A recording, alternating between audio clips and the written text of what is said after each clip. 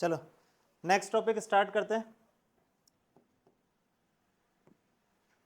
Maths में इधर देखो, बेसिक मैथ्स में अपन लगभग सारी की सारी बेसिक मैथ्स जो अपन को चाहिए होगी, ठीक है, वो खत्म कर चुके हैं। बेसिक मैथ्स में क्या क्या पढ़े थे? सबसे पहले अपन ने ट्रिग्नोमेट्री पढ़ा था। क्या पढ़ा था? ट्रिग्नोमेट्री, ठीक है।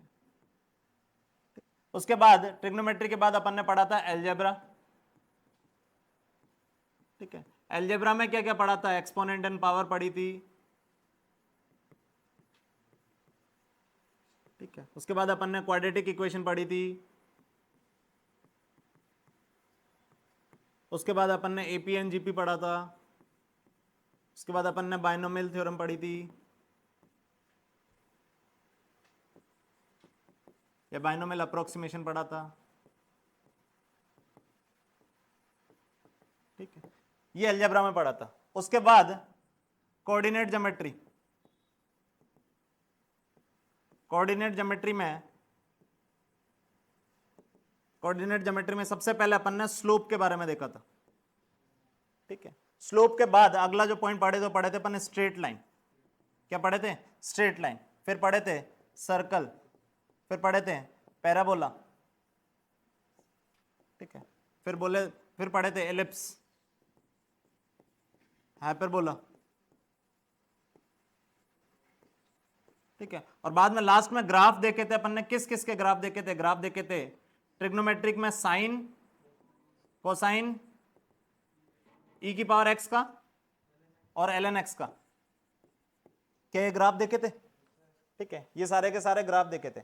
उसके बाद कोऑर्डिनेट ज्योमेट्री पढ़ने के बाद अपन फिर पढ़े डिफरेंशिएशन, ठीक है, डिफरेंशिएशन। और लास्ट कल जो खत्म करा था वो करा था अपन ने इंटीग्रेशन। तो बेसिक मैथ्स में इतना पोर्शन अपन पढ़ चुके हैं। अब बेसिक मैथ्स का जो लास्ट पोर्शन जो हमें काम आएगा, ठीक है, फिजिक्स में मैथ्स का जो लास्ट पोर्शन काम आएगा वो है वेक्टर्स, ठीक है, वेक्टर अलजेब्रा, वेक्टर अलजेब्रा,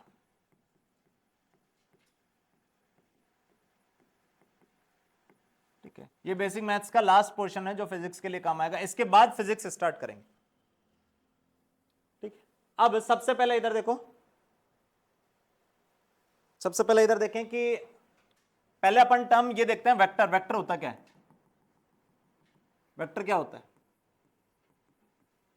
ठीक है, वेक्टर क्या है? वेक्टर या स्केलर में फर्क कैसे है? वेक्टर और स्केलर में कैसे डिफरेंशिएट करेंगे? इधर देखें, नामकरण दोनों ये नाम तुमने सुने होंगे। वेक्टर क्या होता है, स्केलर क्या होता है, थोड़ा थोड़ा आइडिया भी होगा, ठीक है। पर वेक्टर क्या है, स्केलर क्या है, इसको समझते हैं। मान लो ये रेलवे स्टेशन है, ध्यान से सुने।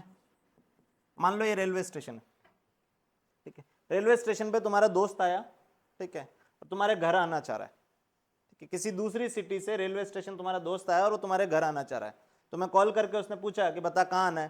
तुमने कहा कि रेलवे स्टेशन से 5 किलोमीटर दूर आ जाना। क्या बताया तुमने उसको? क्या बताया कॉल करके? क्या आना है? रेलवे स्टेशन से 5 किलोमीटर दूर, ठीक है। अब सिर्फ इतना इंफॉर्मेशन दी और उसने जल्दबाजी में, वो एक्साइटेड था और उसने फोन काट दिया। तुमने उसको क्या इंफॉर्मेशन दी? जल्दी बताओ। तुमने उसको सिर्फ ये बताया कि रेलवे स्टेशन से कितना दूर आना है? 5 किलोमीटर। क्या वो तुम्हारे घर पहुंच पाएगा? नहीं, क्योंकि रेलवे स्टेशन से 5 किलोमीटर पे, रेलवे स्टेशन से 5 किलोमीटर पे तो ये सारे के सारे पॉइंट जो हैं, ये सारे के सारे पॉइंट 5 किलोमीटर पे ही, ठीक है। रेलवे स्टेशन से तो ये दूरी भी 5 किलोमीटर है, ये दूरी भी 5 किलोमीटर है, ये पॉइंट भी 5 किलोमीटर है। तो तुम्हारा घर यहां पे कहां है ये पता नहीं है। तुमने सिर्फ इतना इंफॉर्मेशन दिया, रेलवे स्टेशन से 5 किलोमीटर दूर आ जाना। वो दूर इधर भी हो सकता है, इधर भी हो सकता है, इधर भी हो सकता है, इधर भी हो सकता है। क्या सिर्फ इतनी इंफॉर्मेशन से कि रेलवे स्टेशन से मेरा घर 5 किलोमीटर दूर है, वो तुम्हारे घर पहुंच पाएगा? नहीं, नहीं पहुंच पाएगा। इसका मतलब तुमने जो इंफॉर्मेशन दी वो इंफॉर्मेशन आधी अधूरी। इंफॉर्मेशन क्या है?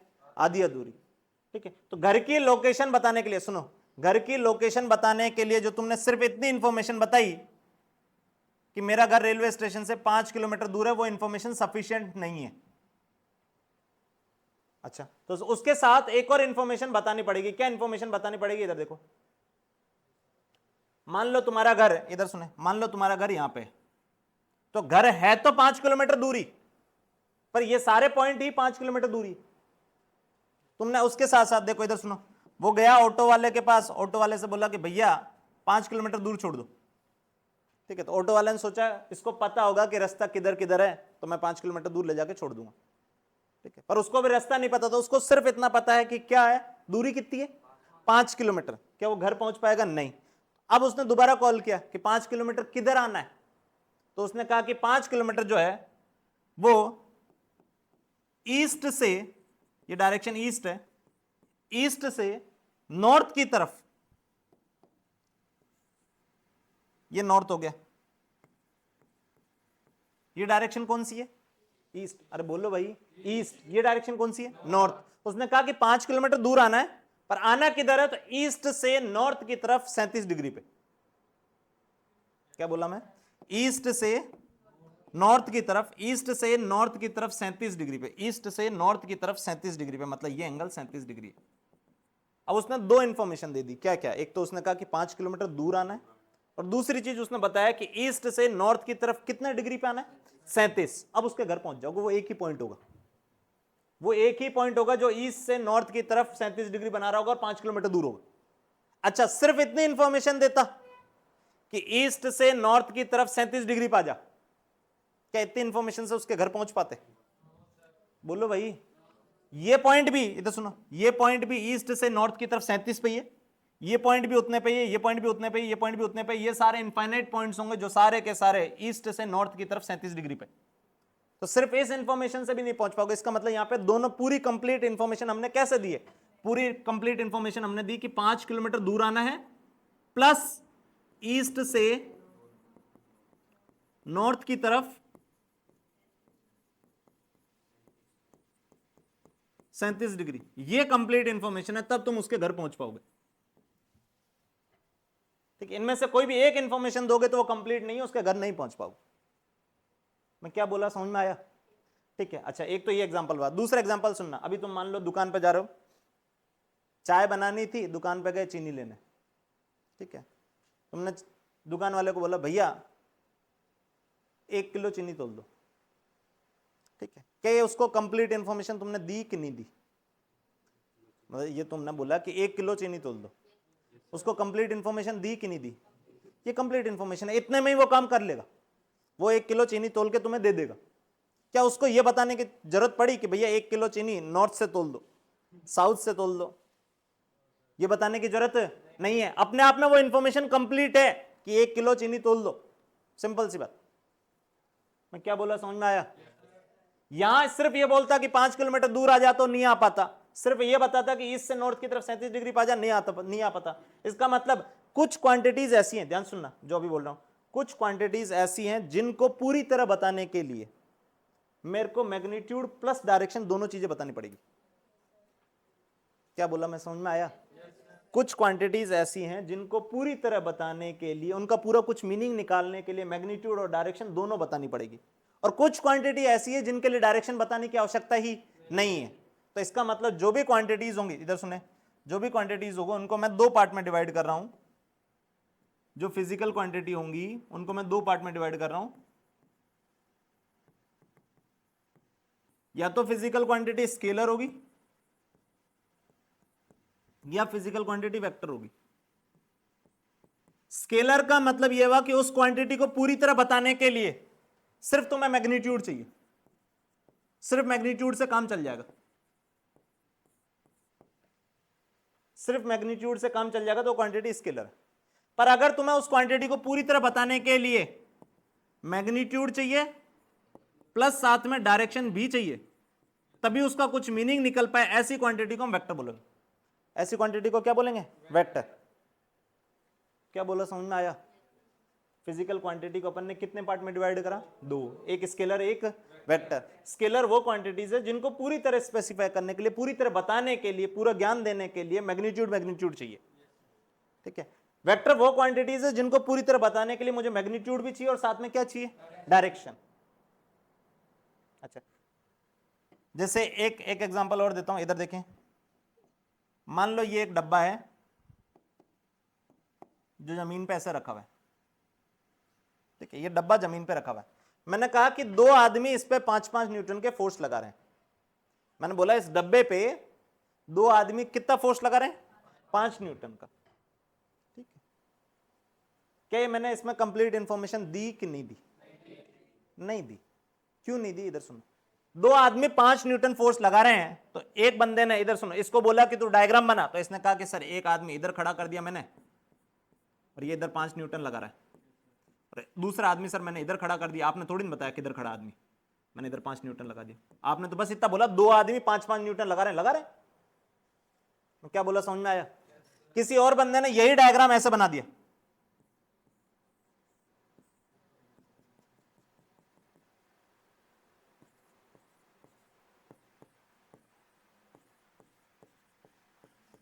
सर 5-5 न्यूटन नीचे की तरफ लगा रहे हैं दोनों, ठीक है। तीसरे आदमी ने सर कहा कि दोनों आदमी इधर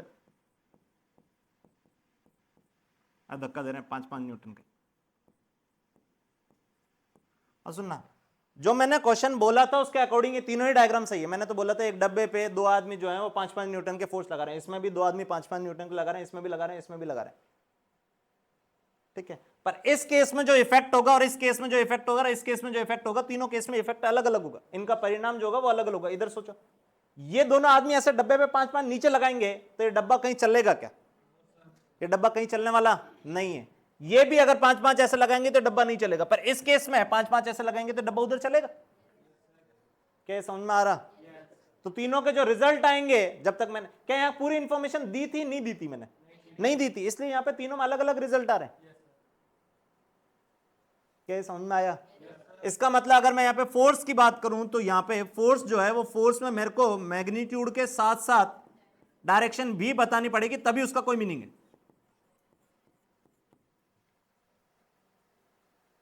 सिर्फ मैग्नीट्यूड बताऊंगा तो उससे मैं निष्कर्ष नहीं निकाल पाऊंगा, रिजल्ट नहीं निकाल पाऊंगा कि क्या हो रहा होगा। वो तो इस केस में अलग हो रहा है, इस केस में अलग हो रहा है, इस केस में अलग हो रहा है। क्या ये पॉइंट समझ में आया? तो यही पॉइंट मैं यह समझाना चाह रहा हूं कि सारी की सारी जो फिजिकल क्वांटिटी होंगी उनमें से कुछ क्वांटिटीज को पूरी तरह एक्सप्लेन करने के लिए सिर्फ मैग्नीट्यूड ही चाहिए, डायरेक्शन बताने की कोई आवश्यकता ही नहीं, डायरेक्शन होती नहीं, ठीक। दूसरी तरह की वो क्वांटिटीज है जिनके लिए मैग्नीट्यूड भी चाहिए, डायरेक्शन भी चाहिए, उनको अपन वेक्टर बोल देंगे। इसके साथ साथ और कुछ कंडीशन है, वो और कुछ कंडीशन अभी जैसे जैसे चैप्टर में आगे बढ़ेंगे हम पढ़ते जाएंगे, ठीक है, कि इनके साथ साथ मैग्नीट्यूड और डायरेक्शन के साथ और भी कुछ होना चाहिए तब वो वेक्टर है। सिर्फ ये दो होंगी तो वेक्टर नहीं कहलाएंगे, और भी कुछ होना चाहिए। वो और कुछ क्या होना चाहिए वो धीरे धीरे अभी आगे बढ़ेंगे, ठीक है। मेरे हिसाब से इतना पॉइंट अभी तक क्लियर हुआ होगा। क्या ये समझ में आया? अरे बोलो भाई, ये समझ में आया? ठीक है, अब आगे चलते।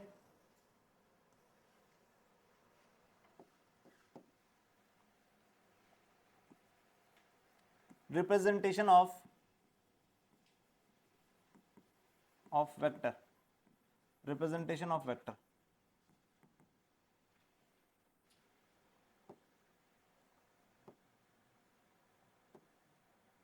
अरे हाँ, रिप्रेजेंटेशन ऑफ वेक्टर, इधर देखें। रिप्रेजेंटेशन ऑफ वेक्टर, पहले तो ये बताओ रिप्रेजेंटेशन का मतलब क्या होता है? दर्शाना, दिखाना, ठीक है। तो वेक्टर को कैसे दिखाओगे, वेक्टर को कैसे दर्शाओगे, वेक्टर को कैसे दिखाओगे, कैसे रिप्रेजेंट करोगे इसको? इधर देखें,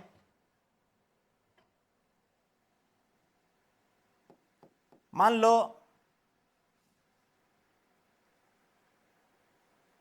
मैंने बोला एक आदमी जिसका नाम रमेश है, एक आदमी जिसका नाम क्या है? रमेश। ध्यान से सुनना, छोटी छोटी सी कहानियां, ये पता पड़ेगा कि हाँ क्या कह रहा हूं। देखो, एक आदमी जिसका नाम क्या है? रमेश, और उसकी ड्राइंग मैंने ये बना दी, ठीक है। अब ये जो है ग्राउंड पे खड़ा है, ये है कौन? रमेश। तो ये तो देखो, ये तो है इसका नामकरण, इसका नाम, और ये इसकी ड्राइंग, इसकी फोटो। क्या बोला, समझ में आया? ऐसे ही ऐसे ही ऐसे ही ऐसे ही वेक्टर का एक तो नाम होगा और एक उसकी फोटो होगी। क्या बोला, समझ में आया? रमेश, सिर्फ रमेश बोल दूं तो उससे दिमाग में कुछ नहीं आ रहा। रमेश में ये डायग्राम बना दूं, सिर्फ ये डायग्राम बना दूं तो भी नहीं पता पड़ेगा ये रमेश का डायग्राम है। ये डायग्राम प्लस साथ में लिखा मैंने, ये कौन है? रमेश।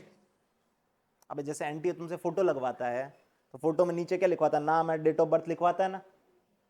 तो फोटो खिंचवाता है तो फोटो के साथ नाम और जिस डेट पे फोटो खिंचवाया वो आना चाहिए पूरा।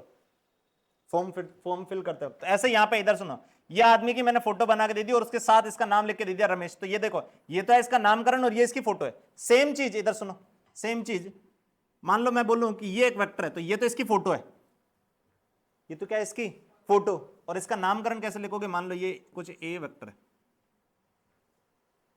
ध्यान से सुने, ये तो इसका नाम है, क्या नाम है इसका, ए वेक्टर, क्या नाम है इसका, ए वेक्टर, उसकी फोटो ये, तो यानी एक वेक्टर की फोटो एक स्ट्रेट लाइन होती है।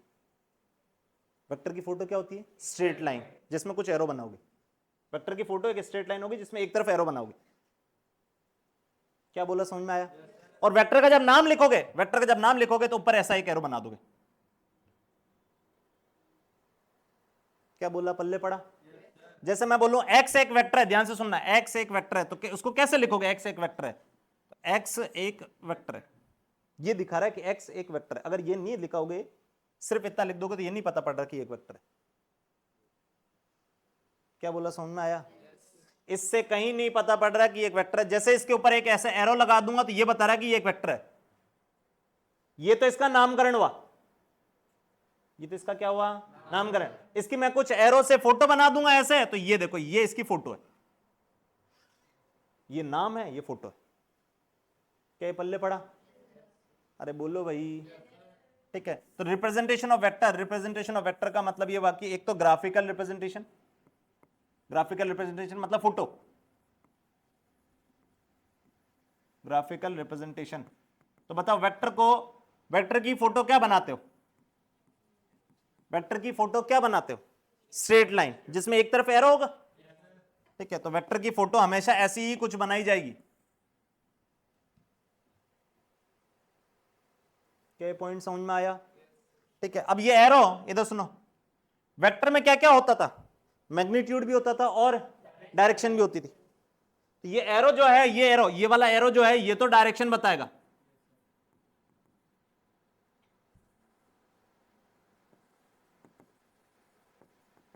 ये तो क्या बताएगा, डायरेक्शन। और ये जो लंबाई होगी इसकी, ठीक है, ये जो लंबाई होगी, ये लंबाई, इसकी लेंथ जो है इस लाइन की, वो लेंथ जो है वो मैग्नीट्यूड के प्रोपोर्शनल होगी, मतलब वो मैग्नीट्यूड बताएगी एक तरह से, समझो। यानी जितनी ज्यादा लंबाई मैग्नीट्यूड उतना ज्यादा। क्या बोला, समझ में आया? जैसे एग्जांपल के तौर पे इधर देखें, मैंने ये दो,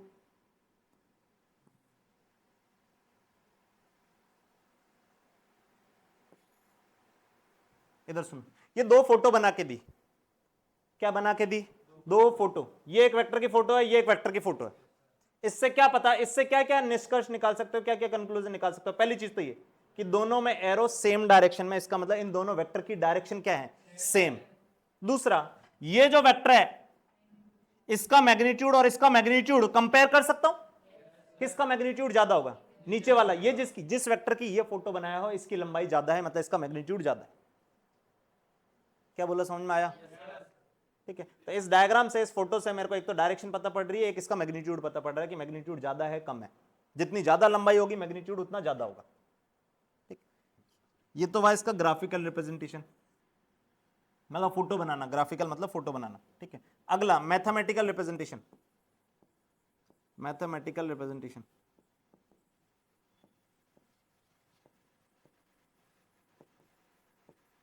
मैथमेटिकल रिप्रेजेंटेशन मतलब नामकरण, मैथमेटिकल रिप्रेजेंटेशन मतलब नामकरण। तो ये देखो, जैसे मैं बोलूं ए एक वेक्टर है, ए एक वेक्टर है, इसको कैसे लिखोगे, ए ऊपर ऐसे बना दोगे तो ये दिखा रहा है कि ए एक वेक्टर है। क्या समझ में आया? ठीक है। मैं बोलूं ए बी एक वेक्टर है, ए बी एक वेक्टर है, ए बी एक वेक्टर है, तो देखो नामकरण ऐसे लिखोगे, ए बी एक वेक्टर।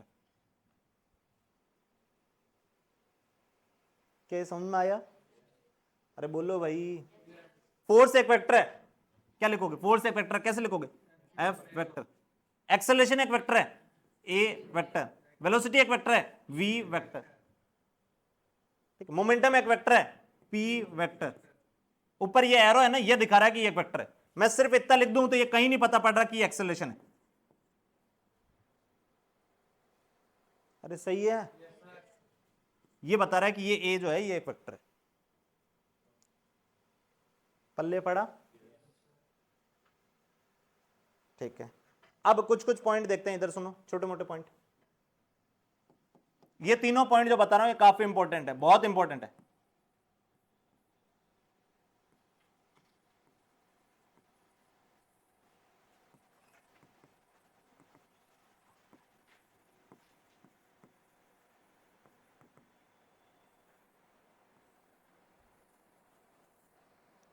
इधर सुने, ये एक वेक्टर की फोटो बनाई, ये एक वेक्टर की फोटो बनाई, और जिसकी फोटो बनाई, जिसकी फोटो बनाई, जिसकी फोटो बनाई, मान लो वो रमेश था, सुरेश था, कुछ भी था, तो ये कुछ ए था। देखो इस वेक्टर का नामकरण क्या है, ए वेक्टर, और इसकी फोटो ही है। और पल्ले पड़ा। अब सुनना, इस वेक्टर को मैं कह रहा हूं कि इस वेक्टर को ध्यान सुनना, इस वेक्टर को अगर मैं यहां से खिसका के यहां ले गया, इधर देखना,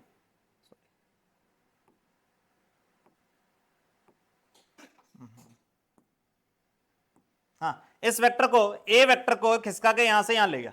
जब इसको मैं यहां से यहां खिसकाया, क्या इसकी लंबाई चेंज करी? अरे मैंने इसकी लंबाई चेंज करी क्या? लंबाई चेंज नहीं करी, इस वेक्टर की लंबाई चेंज नहीं हुई। लंबाई चेंज नहीं हुई, इसका मतलब इस वेक्टर और इस वेक्टर में मैग्नीट्यूड तो सेम ही, मैग्नीट्यूड तो क्या है, सेम। दूसरा, डायरेक्शन देखना, ये ईस्ट से कुछ 30 डिग्री बना रहा है, तो ये अभी भी, ये भी कितना बना रहा है, ईस्ट से 30। इसका मतलब डायरेक्शन भी चेंज नहीं है और मैग्नीट्यूड भी चेंज नहीं हुआ है। इस वेक्टर को यहां से यहां पैरेलली ऐसे खिसकाया हूं, तो क्या चीज चेंज हुई, मैग्नीट्यूड चेंज हुआ क्या? मैग्नीट्यूड भी चेंज नहीं हुआ और डायरेक्शन भी चेंज नहीं हुई। वेक्टर अपने पैरेलली खिसका है तो मैग्नीट्यूड भी चेंज नहीं हुआ, मैग्नीट्यूड भी चेंज नहीं हुआ और डायरेक्शन भी चेंज नहीं हुई।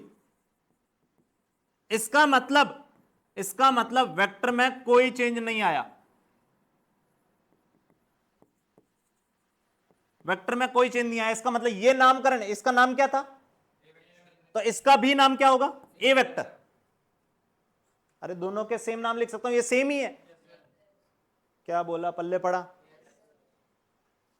अरे बोलो भाई, ये समझ में आया क्या? तो यानी वेक्टर को पैरेलली, वेक्टर को अपने पैरेलली स्लाइड करने से वेक्टर में कोई फर्क आने वाला नहीं है। ध्यान से सुनना, जैसे ये फोटो है एक वेक्टर की, ये एरो है, ये चीज क्या है, एरो। इसको यहां से यहां खिसकाया, क्या लंबाई चेंज हो गई, क्या डायरेक्शन चेंज हो गई?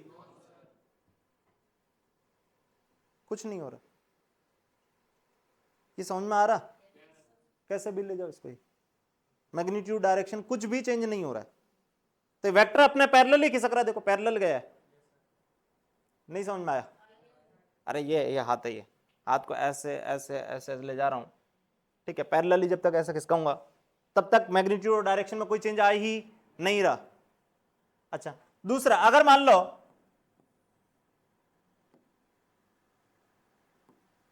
वेक्टर ऐसे है, नामकरण इसका कुछ लिख देते हैं, ये कुछ पी वेक्टर है, ये क्या है, पी वेक्टर। अब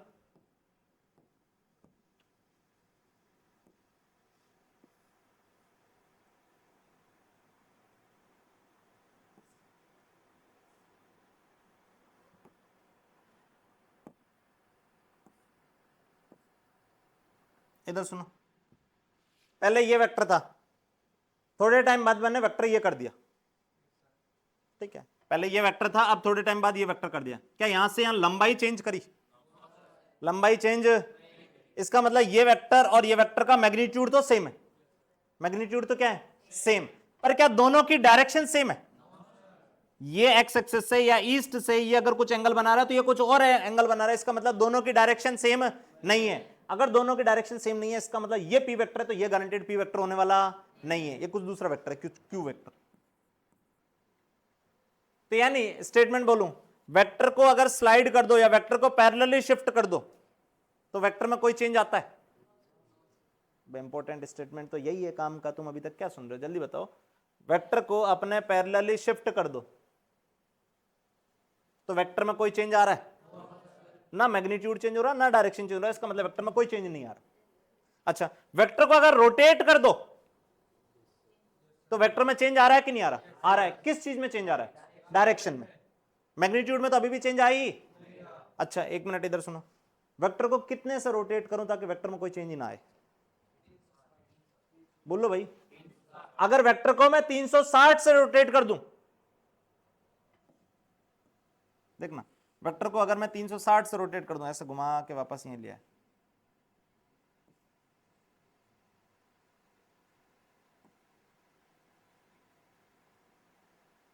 ये 360 से अगर उसको घुमा दूं तो वेक्टर में कोई चेंज आने वाला नहीं। 360 के अलावा कोई भी एंगल से घुमाऊं, 360 या 360 के मल्टीपल से, जैसे 360, 720, अरे 720 में वापस यहीं आ जाएगा। ये गवा रहा हूं, इधर ये 90, 180, 270, 360 वापस यहीं आ गया, फिर वापस 360, फिर यहीं आ जाएगा। यानी 360, 720 इस तरह से जो एंगल होंगे उसमें वेक्टर में कोई चेंज आने वाला नहीं है। क्या बोल रहा, पल्ले पड़ रहा? पर वेक्टर अगर 360, 2, 720 इस तरह के एंगल के अलावा कभी भी कुछ एंगल से घुमा होगा तो वेक्टर चेंज हो जाएगा।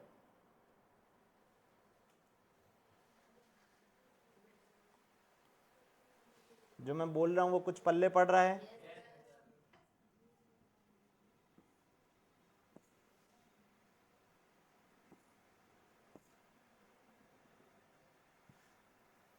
अच्छा तीसरी चीज इधर सुने,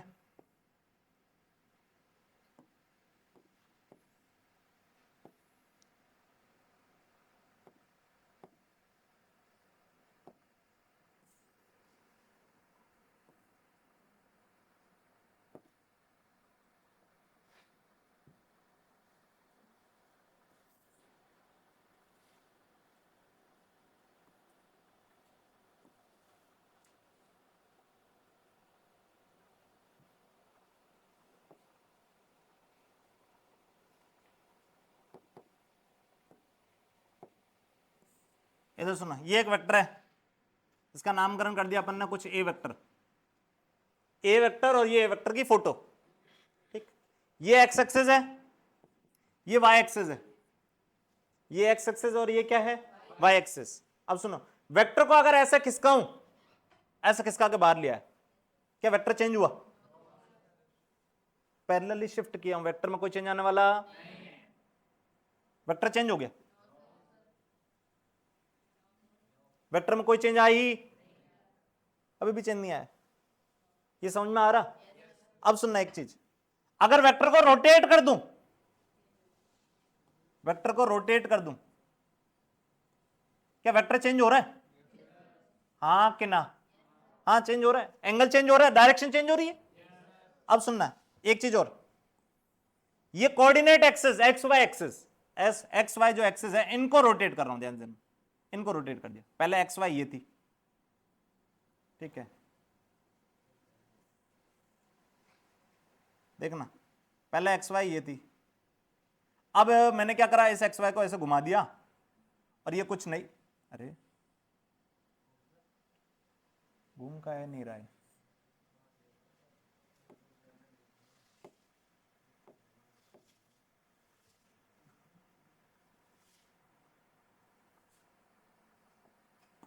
अभी घुमाएंगे, रुक जाओ, घूमेगा क्या नहीं।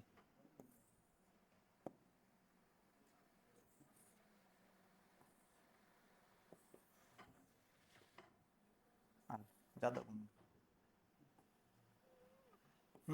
इधर देखें,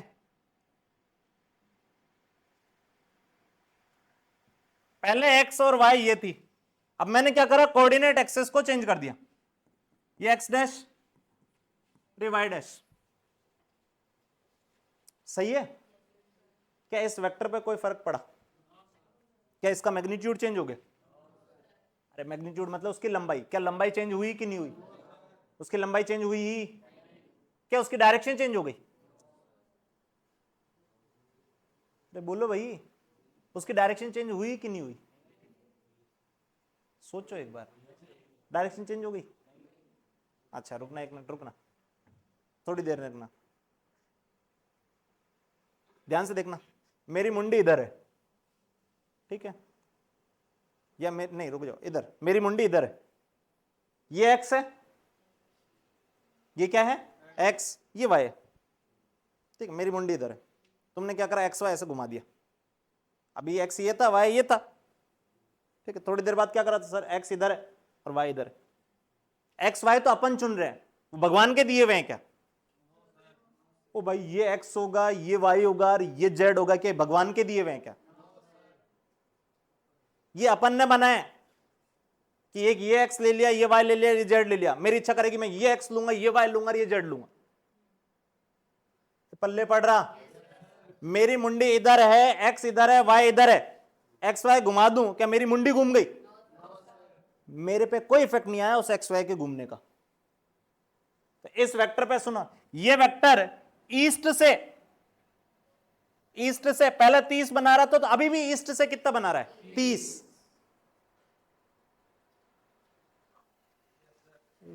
पल्ले पड़ा क्या? तो कोऑर्डिनेट एक्सेस के रोटेट करने से, सुनो, कोऑर्डिनेट एक्सेस के रोटेट करने से वेक्टर चेंज हो रहा है कि नहीं हो रहा?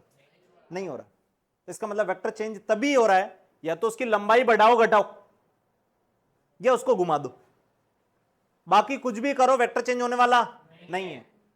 अरे वेक्टर में दो ही चीजें, एक मैग्नीट्यूड और एक डायरेक्शन, या तो मैग्नीट्यूड चेंज करो या डायरेक्शन चेंज करो तो भी वेक्टर चेंज होगा।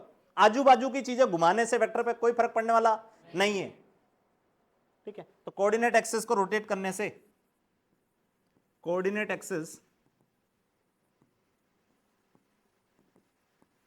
के रोटेट होने से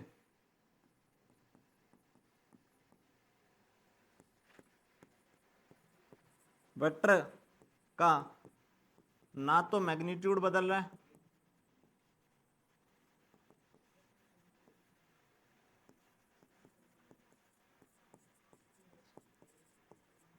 और ना direction.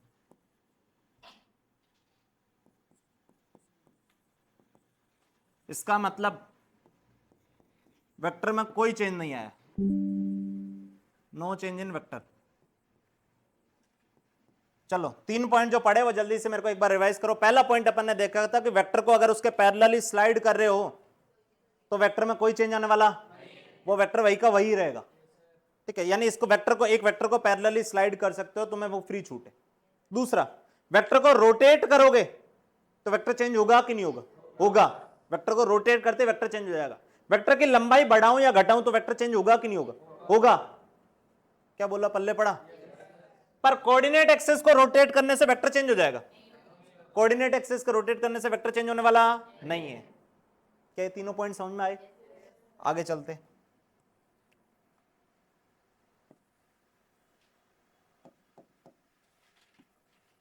Angle between vectors, angle between vector.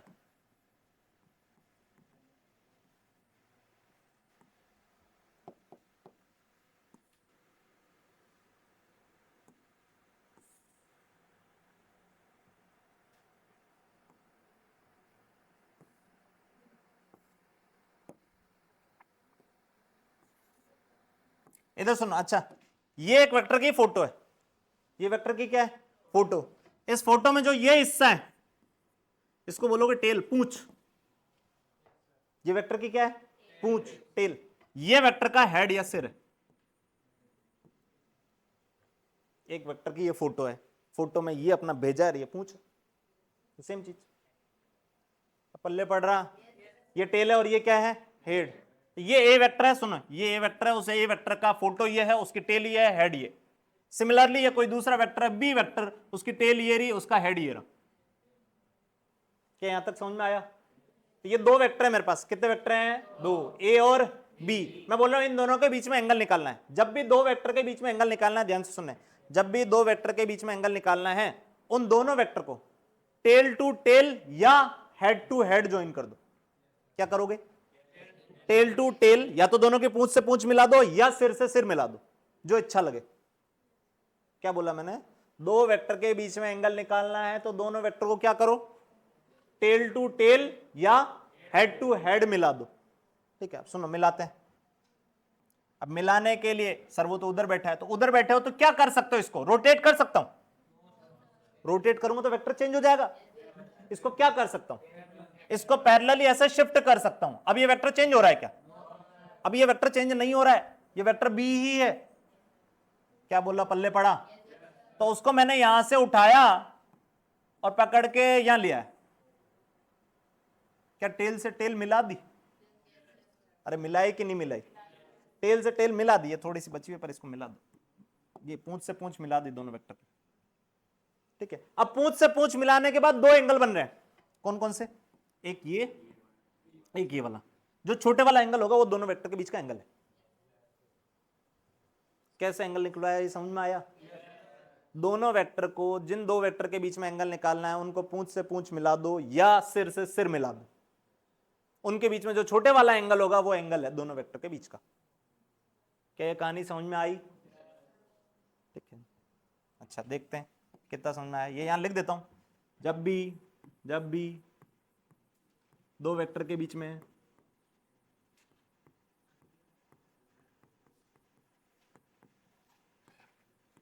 Angle calculate करना है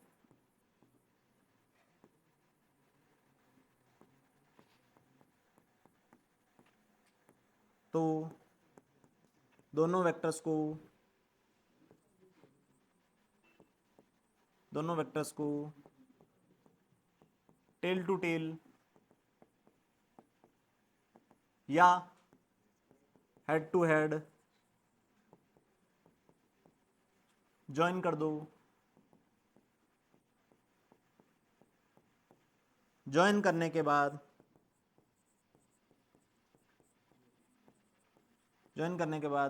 जो स्मॉलर एंगल होगा, छोटे वाला एंगल होगा, स्मॉलर एंगल होगा, वह दोनों वेक्टर के बीच का एंगल है। दोनों वेक्टर के बीच का एंगल है। हाँ जी, इधर देखे, ये बताओ मेरे को,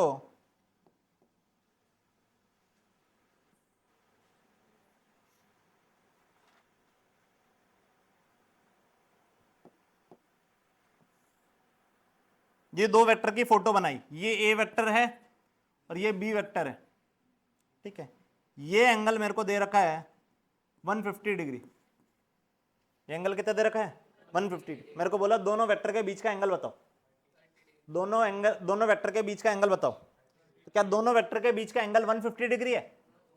नहीं, मैंने कहा एंगल कैसे निकालोगे? उनको पूंछ से पूंछ या सिर से सिर मिला दो। अभी ना तो पूंछ से पूंछ ना सिर से सिर मिला हुआ है, इसका मतलब मेरे को पैरेलली शिफ्ट करके पूंछ से पूंछ या सिर से सिर मिलाना है। ये समझ में आया? अब पैरेलली शिफ्ट करूंगा, देखना सर, पैरेलली शिफ्ट करूंगा, देखो ये पैरेलली शिफ्ट करा और ये यहां लिया है, तो ये बी वेक्टर था, तो ये भी क्या होगा? B vector. वेक्टर चेंज हुआ ही नहीं है, ये बी है तो ये भी बी है। अब पूंछ से पूंछ मिल गई तो जो छोटे वाला एंगल होगा, एक एंगल ये है, एक ये एंगल है, तो जो छोटे वाला एंगल होगा मतलब ये कितना होगा? बोलो भाई 30। ये और ये सेम है, ये 30 डिग्री होगा। तो यहां पे angle between A vector and B vector is 30 degree. A vector और बी वेक्टर के बीच का एंगल कितना है? 30 डिग्री। ठीक है, अच्छा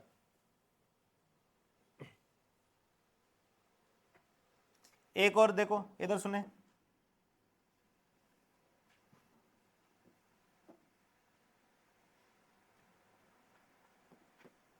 अच्छा इधर सुने, एक चीज और, छोटी सी चीज और सिखा रहा हूं।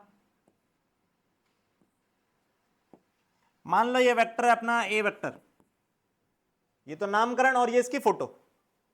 ठीक है, नामकरण ये फोटो। जैसे मैं बोलूं माइनस ए वेक्टर बनाओ, तो माइनस ए वेक्टर, अब सुनो, माइनस ए वेक्टर का मतलब ये हो गया कि जो इसकी फोटो थी वो फोटो पलटा दो। वो फोटो क्या करो? पलटा दो। जो भी उसकी फोटो होगी वो पलटा दो। अगर ए वेक्टर ये है तो माइनस ए वेक्टर जो होगा वो जस्ट ऐसे उल्टा पलटा दो, इसको 180 घुमा दो, ये माइनस ए हो जाएगा।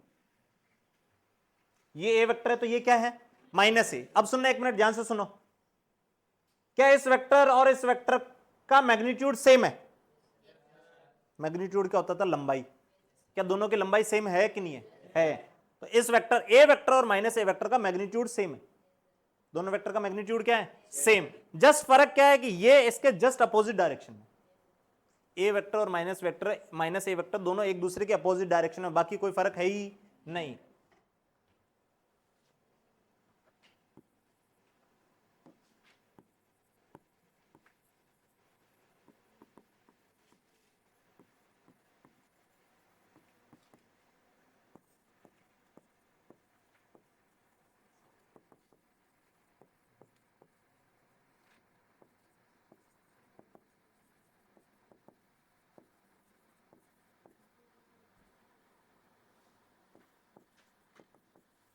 दोनों वेक्टर का मैग्नीट्यूड सेम है और डायरेक्शन अपोजिट है, ठीक। अच्छा इधर देखें, मैंने ऊपर वाले क्वेश्चन में, इधर सुनो, ऊपर वाले क्वेश्चन में ये पूछा angle between A vector and minus B vector कितना होगा, करें। ए वेक्टर और माइनस बी वेक्टर, अभी समझा दिया, माइनस इसलिए समझाया हूं, जल्दी बताओ। ए वेक्टर और माइनस बी वेक्टर के बीच में एंगल कितना होगा, ए वेक्टर और माइनस बी वेक्टर के बीच का एंगल कितना होगा, करें।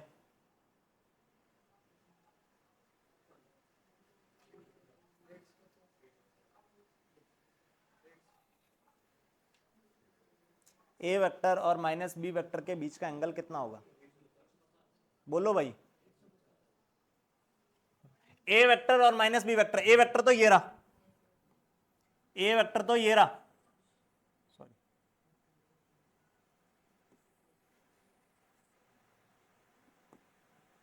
ए वेक्टर तो ये रहा, माइनस बी का मतलब क्या हुआ, बी का उल्टा, बी का उल्टा, तो बी इधर है, बी इधर है, तो माइनस बी जो होगा,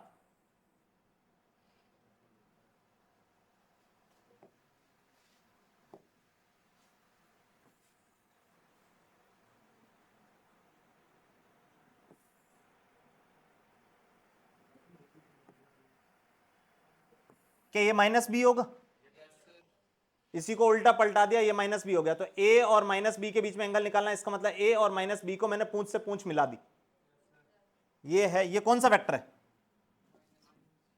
ये कौन सा वेक्टर है, माइनस बी, ये माइनस बी वेक्टर है। मेरे को ए और माइनस बी के बीच में निकालना, तो देखो ए और माइनस बी की पूंछ से पूंछ मिला दी, एंगल दो बन रहे हैं, दो एंगल बन रहे हैं, एक ये वाला एक ये वाला, छोटा कौन सा है, ये वाला, यही दोनों के बीच में एंगल होगा, ये एंगल कितना हो जाएगा, 150 होगा कि नहीं होगा। अरे क्या ये समझ में आ रहा, इधर देखें,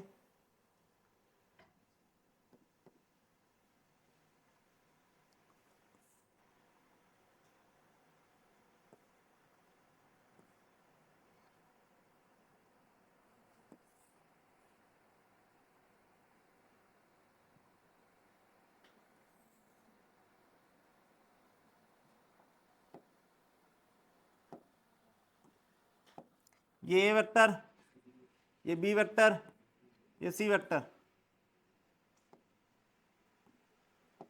ये नामकरण सॉरी एंगल कर रहा हूं, ये 90, ये 30, ठीक है, ये बचा हुआ अपना आप पता पड़ जाएगा तुम्हारे। इधर सुनो, तो अब मुझे एंगल निकालना है, एंगल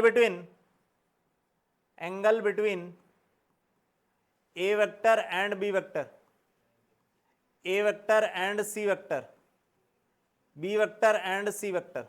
चलो करो खुद से, जवाब जिससे मैं पूछूंगा वो देगा, सब अपना अपना करें।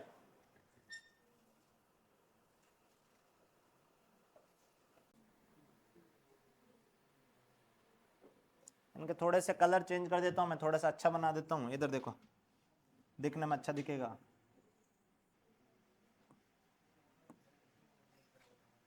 ये कर दिया,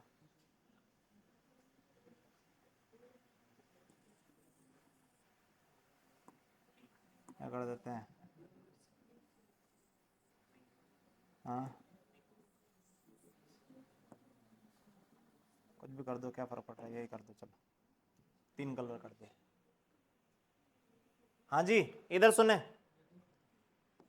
पहला किस किस के बीच में पूछा है, ए और बी के, ए और बी के इन दोनों के बीच में एंगल पूछा, क्या ये टेल से टेल जुड़े हुए, टेल से टेल जुड़े हुए, तो छोटे वाला एंगल 90 ही है, वो 90 ही आंसर आ जाएगा, 90 डिग्री आंसर है। अगला ए और सी के बीच में, ए और सी के बीच में क्या ये टेल टू टेल या हेड टू हेड जुड़े हुए हैं? हाँ, सिर से सिर मिला हुआ है। तो जो छोटे वाला एंगल मतलब ये होगा, बड़े वाला एंगल ये हो जाएगा। क्या ये एंगल पता है कितना है? 60। तो ये आंसर 60 आ जाएगा। अगला बी एंड सी के बीच में एंगल, बी और सी के बीच में एंगल, बी और सी के बीच में क्या ये टेल टू टेल या हेड टू हेड जुड़े हुए हैं? तो जुड़े हुए नहीं है तो इनको जोड़ो। जोड़ोगे कैसे? वेक्टर को पैरेलली शिफ्ट कर दो तो वेक्टर में कोई फर्क पड़ता ही नहीं है। तो पैरेलली किसी एक को शिफ्ट कर दो। इसी को मान लो बी को मैं पैरेलली शिफ्ट करता हूं, देखना बी को मैंने शिफ्ट करा और यहां ले गया। क्या अब टेल टू टेल जुड़ गए? देखो बी को ऐसे ले गया तो ये अभी भी नामकरण इसका बी ही होगा, ठीक है। बी और सी टेल टू टेल जुड़े हुए हैं। छोटे वाला एंगल मतलब ये होगा, ये तो बड़े वाला एंगल होगा ना। ए गधेड़ो, समझ में आ रहा क्या? ये कितना हो जाएगा? 150। तो ये 150 आ जाएगा। नहीं समझ में आया? क्या दो वेक्टर के बीच में एंगल पूछा जाएगा तो निकाल दोगे? ठीक है, अब आगे चलते हैं।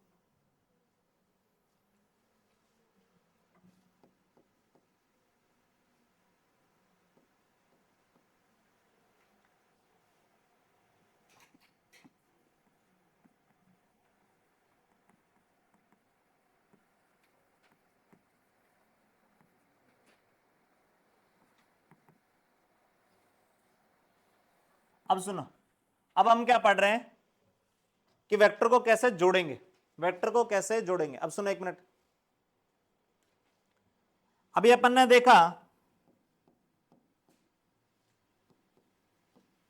कि ये एक वेक्टर है, ये दूसरा वेक्टर है, ये एक वेक्टर है, इसका नामकरण है ए, ये एक दूसरा वेक्टर है जिसका नामकरण क्या है? बी। इन दोनों वेक्टर को मेरे को जोड़ना है। इन दोनों वेक्टर को मेरे को क्या करना है? जोड़ना है। ये दो वेक्टर हैं, इन दोनों की फोटो दी हुई और इन दोनों वेक्टर को जोड़ना है मुझे, ठीक। अब ये जो दो वेक्टर को जोड़ना या घटाना या मल्टीप्लाई करना, ये सारी चीजें जो है ये 10th तक नहीं पढ़ी होती है। दो वेक्टर को जोड़ना, घटाना, मल्टीप्लाई करना, ये सारा का सारा 10th तक नहीं पढ़ा। तो इसका मतलब 10th तक जो भी गणित तुम पढ़े हो वो वेक्टर के लिए एप्लीकेबल नहीं है। 10th तक जो भी गणित पढ़े हो, 10th में जैसे भी जोड़ना सीखे हो, घटाना सीखे हो, वो वेक्टर वैसे नहीं जुड़ते। वेक्टर वैसे जुड़ते ही नहीं है। जैसे फॉर एग्जांपल मैं बोलो, इधर सुनो, ये एक पॉलिथीन है, इस पॉलिथीन में अपन ने वो चीनी लाए थे दुकान से, वही चीनी है, ठीक है, ठीक है। ये कितनी लाए थे? 1 किलो। घर ले आए, मम्मी ने कहा मेहमान आए, 1 किलो चीनी और लानी पड़ेगी। तुमने दुकानदार से जाके कहा कि 1 किलो और चीनी दे दो, ठीक है। फिर से उसने 1 किलो और चीनी दे दी। अब तुमसे पूछूं टोटल चीनी कितनी हुई? 2 किलो। ये तुमने क्या करा? नॉर्मल जो गणित 10वीं तक पढ़ते आए हो, एलजेब्रा, जो नॉर्मल अपन ने एलजेब्रा पढ़ा है, उस एलजेब्रा से डायरेक्टली जोड़ दी। पर अगर मैं बोलूं कि 5 न्यूटन फोर्स इधर लग रहा है, 5 न्यूटन फोर्स इधर लग रहा है, मैं बताऊं, मैं पूछूं टोटल फोर्स कितना लग रहा है, तो आंसर 10 न्यूटन नहीं है। आंसर 10 न्यूटन नहीं है। तो यानी ये डायरेक्टली जुड़ते नहीं है, ऐसे नहीं जुड़ते कि जैसे 10वीं में जोड़ते थे। तो वेक्टर 10वीं में जैसे जोड़ते थे या घटाते थे या मल्टीप्लाई करते थे, वैसे नहीं होते, ठीक है। वेक्टर के लिए कुछ और अलजेब्रा है, कुछ और गणित है, ठीक है। वही इस पूरे चैप्टर का सार वही है कि पूरी की पूरी वो गणित सीखनी है जिससे वेक्टर जुड़ते हैं, घटते हैं, मल्टीप्लाई होते हैं। क्या बोला, समझ में आया? स्केलर तो वैसे ही जुड़ जाएंगे जो 10वीं में जोड़ते थे। जो भी क्वांटिटी स्केलर होगी उनको जोड़ना होगा, घटाना होगा, मल्टीप्लाई करना होगा, तो वो जो 10वीं में करते थे वैसे कर डालोगे। क्या बोला, पल्ले पड़ा? जैसे यहां चीनी 1-1 किलो की जो थी वो तो तुमने नॉर्मली ऐसे जोड़ दी 2 किलो, क्योंकि ये स्केलर है। पर अगर मैं 5 न्यूटन फोर्स और 5 न्यूटन फोर्स दोनों ये जोड़ने को बोलूं तो ये 10 नहीं होंगे, कुछ अलग आंसर होगा, ठीक है। अब वो वेक्टर क्वांटिटी कैसे जुड़ती है, घटती है, मल्टीप्लाई होती है, वो अपन सीखने वाले हैं। तो सबसे पहले हम जोड़ना सीखेंगे, दो वेक्टर को जोड़ना सीखेंगे, ठीक। अब दो वेक्टर को जोड़ना सीखेंगे तो जोड़ने के 3 तरीके। कितने तरीके हैं? 3।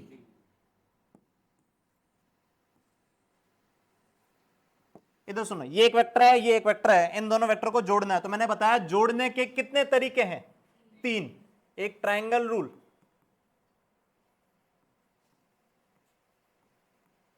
Of addition, vector addition. Vector को जोड़ने के 3 तरीके हैं। सर 3 तरीके, हम 3 तरीके क्यों सीख रहे हैं? तीनों में से कोई भी यूज करो, आंसर सबसे सेम आएगा। क्या बोला, इधर सुनो, वेक्टर को जोड़ने के कितने तरीके हैं? तीन। कितने तरीके हैं? तीन। तीनों में से तीन तरीके हैं, वो तीन मेथड है, तीनों से आंसर तो सेम ही आना है, तीनों से आंसर तो क्या आना है? सेम। ठीक है, अब तीन तरीके क्या क्या उनके नाम लिख रहा हूं। पहला तरीका जो है उसका नाम है triangle rule of vector addition, दूसरा parallelogram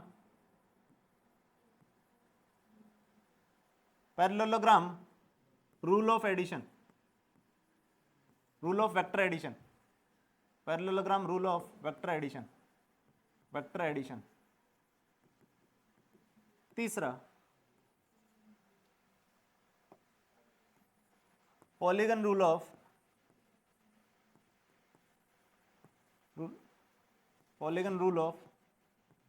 vector addition, polygon rule of vector addition. इधर देखें, वेक्टर को जोड़ने के कितने तरीके? तीन, एक ट्रायंगल रूल, एक पैरेललोग्राम रूल, एक पॉलीगन रूल। दो आज अपन पढ़ेंगे, ठीक है, एक ट्रायंगल रूल और एक पैरेललोग्राम रूल। ये जो है ये कल पढ़ पाएंगे, ये भी अभी आधा ही होगा। ठीक है, तो अपन पहले ट्रायंगल रूल सीखते हैं। देखो नाम से पता पड़ रहा है ट्रायंगल रूल, मतलब इसका मतलब कुछ ना कुछ ट्रायंगल से लेना देना होगा। ट्रायंगल रूल में किससे लेना देना होगा? ट्रायंगल से। ठीक है, अब सुनो, ट्रायंगल रूल पढ़ रहे हैं, पहला मेथड पढ़ रहे हैं ट्रायंगल रूल, पहला मेथड पढ़ रहे हैं वेक्टर को जोड़ने का, triangle rule, triangle rule of vector addition.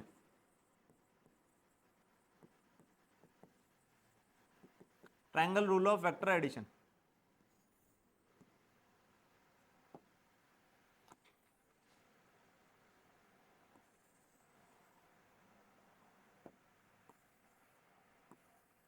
सुनो, ये दो वेक्टर दिए हुए हैं, कौन कौन से दिए हुए हैं? ए और बी। दो वेक्टर कौन कौन से दिए हुए हैं? ए और बी। इन दोनों को जोड़ना है मुझे, किस मेथड से जोड़ना है? कौन से तरीके से जोड़ना है? ट्रायंगल रूल से। तो जब भी दो वेक्टर ट्रायंगल रूल से जोड़ना हो तो क्या करो, इधर सुने, जब भी दो वेक्टर ट्रायंगल रूल से जोड़ना हो तो दोनों को इस तरह रख दो कि हेड से टेल जुड़े हुए हो। कैसे जुड़े हुए हो? हेड से टेल। सर किसका हेड किसका टेल? किसी का भी हेड किसी का भी टेल, बस एक का हेड होना चाहिए, एक का क्या होना चाहिए? टेल। इधर सुने, इसका हेड ये रहा, इसका टेल यहां लाके रख देता हूं, तो देखना इसका टेल यहां लाके रख दिया। सर अब क्या करूं? अब क्या करो, जब ये बन गया तो अब एक ट्रायंगल बनाओ। क्या बनाओ? ट्रायंगल। तो दो साइड ये रही, तीसरी साइड बनाओ ट्रायंगल के लिए। तीसरी साइड क्या होगी? ये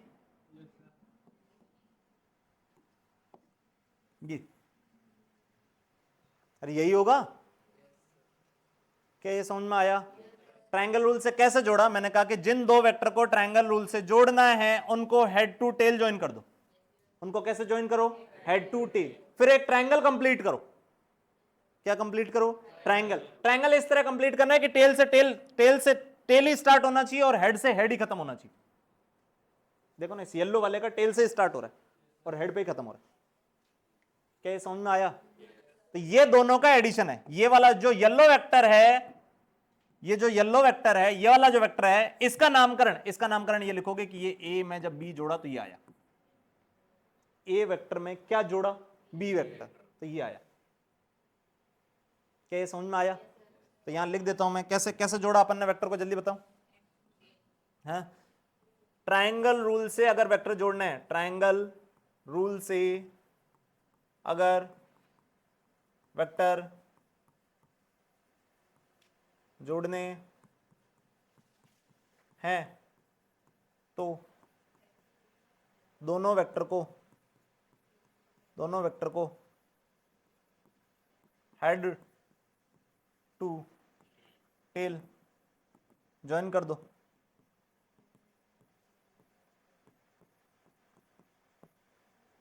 तीसरा वेक्टर, तीसरा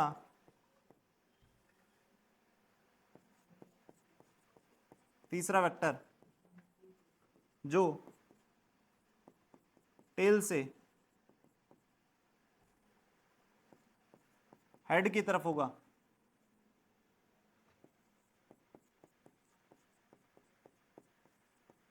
वही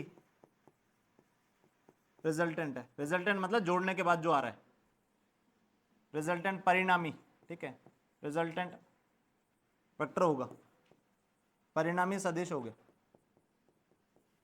पढ़ो इसको एक बार, क्या लिखा देखो, ट्रायंगल रूल से अगर वेक्टर जोड़ना है तो दोनों वेक्टर को हेड टू टेल ज्वाइन कर दो, ठीक है। तीसरा वेक्टर जो टेल से हेड की तरफ है वही रिजल्टेंट है, वही क्या है, रिजल्टेंट। क्या ये पॉइंट समझ में आया? क्या ये पॉइंट समझ में आया? तो मूर्खों की तरफ बैठे मत रहो, ठीक है। जितना हाँ ना बोलोगे तो मेरे को पता पड़ेगा तुम पल्ले पढ़ भी रहा है। ये भी नहीं समझ में आ रहा होगा तो आगे क्या चलूंगा मतलब, ठीक है। और तुम्हें अगर ज्यादा समझ में आ रहा है, तुम्हें लग रहा है कि नहीं हमें सब समझ में आ रहा है, तो अभी क्वेश्चन दूंगा वो गलत हो जाएगा, ठीक है। तुम्हें लग रहा है कि नहीं ट्रायंगल रूल तो हमें आता है, ठीक है, मैं अभी प्रूव कर सकता हूं कि नहीं आता है तुम्हें, ठीक है। इधर देखो, एक एग्जांपल देखो,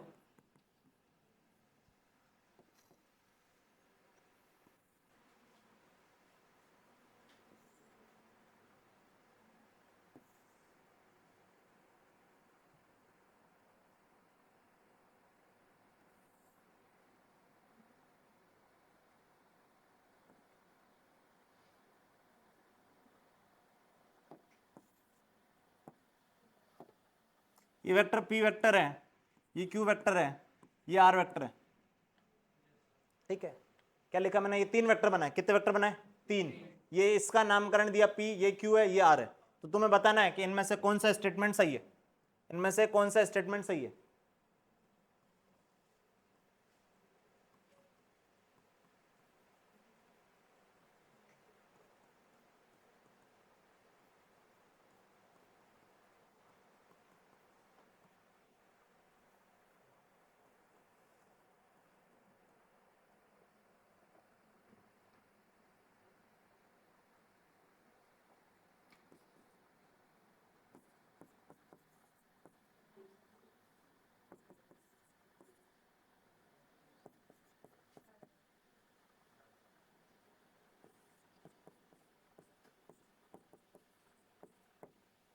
चलो तुम बताना है इसमें से कौन सा स्टेटमेंट सही है,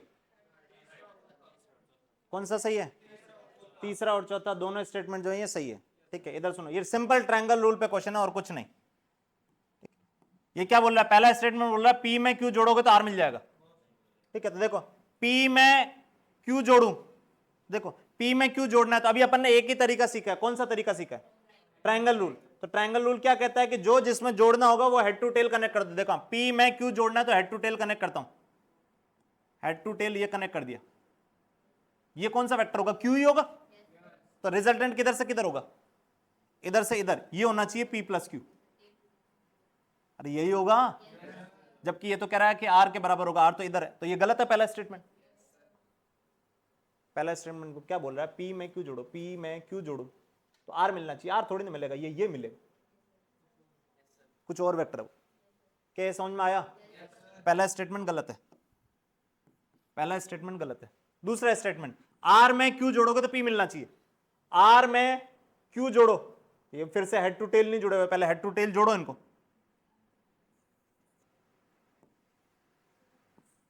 ना ये क्या अब गंदा हो गया, रुक जा।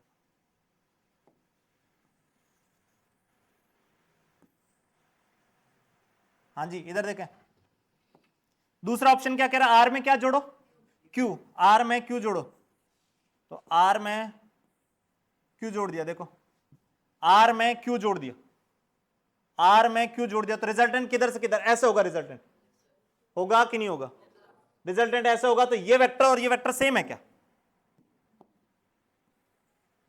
क्या ये वाला वेक्टर है, ये वेक्टर सेम है? अरे बोलो भाई, ये और ये वेक्टर तो सेम है नहीं है, तो यानी ये स्टेटमेंट भी गलत है। ये समझ में आया?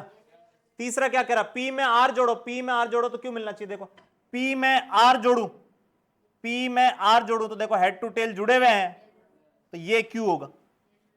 पी में आर जोड़ूंगा तो क्या क्यू मिलना चाहिए? पी में आर जोड़ूंगा तो क्यू मिलना चाहिए, ठीक है। चौथा स्टेटमेंट इसी इक्वेशन को रीअरेंज करके लिखा है। देखो क्यू में पी उधर ले जाओ तो क्या बन जाएगा? Q minus P is equal to R. अरे ये तो ऊपर वाला ही स्टेटमेंट लिखा है, कुछ अलग लिखा ही नहीं है, ठीक है। तो ये भी सही है। क्या पल्ले पड़ा? ठीक है, इतना छापो, एक बार स्टार्ट करो।